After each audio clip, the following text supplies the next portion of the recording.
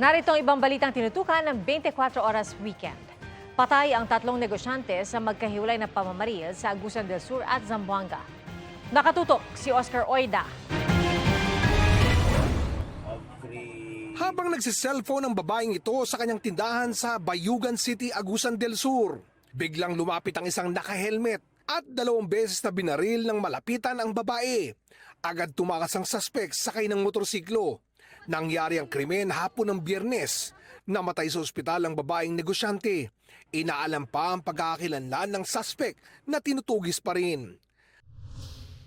Sa Zamboanga City, pinagbabaril ang isang Lebanese national at kanyang Pilipinang misis ng 2 lalaking kausap nila sa loob ng computer shop ng mag-asawa noong Biyernes ng umaga.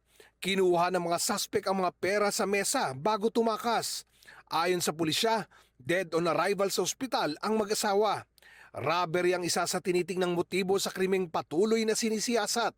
Tinutugis sa mga suspect at may 500,000 pisong pabuya ang alkalde kapalit ng impormasyong ikadarakip nila.